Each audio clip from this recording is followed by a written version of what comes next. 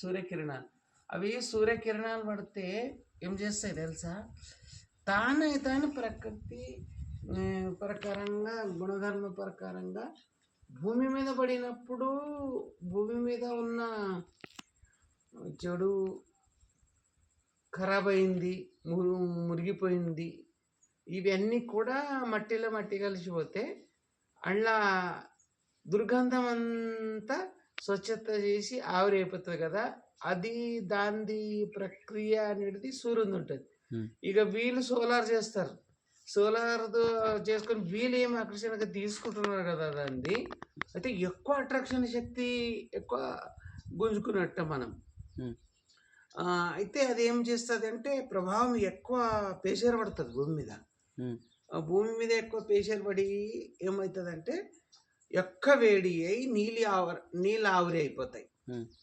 ఎక్కువ వేడి అయినప్పుడు తట్టుకోలేరు జంతువు, ప్రాణి, పశువులు, మనుషులు, ఈ చెట్లు, వృక్షాలు ఇవన్నీ కూడా ఇవి కూడా కొన్ని ప్రాంతంలో ఎండుకుపోతాయి. అన్నీ ఆకు లేకుండా మొత్తం ఎండుకుపోతాయి.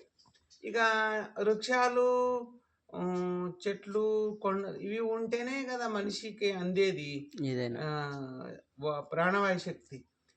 కాబట్టి దీని వలన మనిషి ఏం చేయాలి అంటే ఈ వృక్షాలు ప్రకృతి గుణధర్మ ప్రకారంగా అన్నీ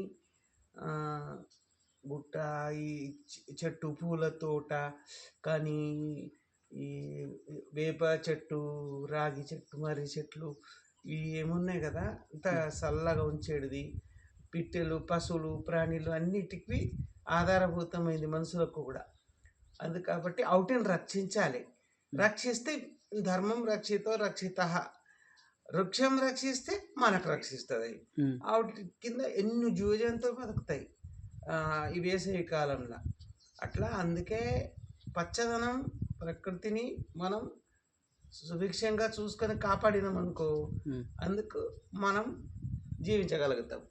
లేకుంటే చాలా కష్టం, ముందు చాలా కష్టము. ఇక అతిగా సూర్యకిరణాలు భూమి మీద ఎక్కువ వేడి అయితే తట్టుకోలేరు. అట్లా నీళ్ళు ఆవిరి అయిపోతుంది. అతి వేడి ఉంటే కూడా ఒప్పుకోలేరు మనిషి. అందుకు కాబట్టి దానికి అంతా మనిషియే ఇవన్నీ వినాశనం చేసుకుంటున్నాడు. మళ్ళా ఈయననే అనుభవిస్తాడు. ప్రకృతి ప్రతి ఒక్క క్షణం కూడా సాకారం చేస్తున్నది, అవి నాశనం మనిషి చేసుకుంటున్నాం. మనమే మనిషి చేసుకొని మనమే బాధపడుతున్నాం. అందుకు కాబట్టి ప్రకృతిని చల్లగా చూసి ఏం చేయాలి అంటే దీనికి మూల కారణం మొలకలు పెంచాలి, వృక్షాలు పెట్టుకోవాలి. రోడ్ల పొంటి కానీ, ఇంటి ముంగట కానీ, మన ఊరు చుట్టుముట్టు కానీ, దేవాలయాల దగ్గర కానీ, ఆశ్రమం దగ్గర కానీ, అన్ని ప్రాంతాల్లో అన్ని వృక్షాలు, చల్లగా ఉన్న వృక్షాలు మంచిగా అని ఆరోగ్యంగా ఉంచేటటువంటి వృక్షాలు పెట్టుకోవాలి. అట్లా అటు ఆకు భూమి మీద రాలుతుంది కదా, రాలినప్పుడు అది ఎరువు అవుతుంది, బలం ఇస్తుంది.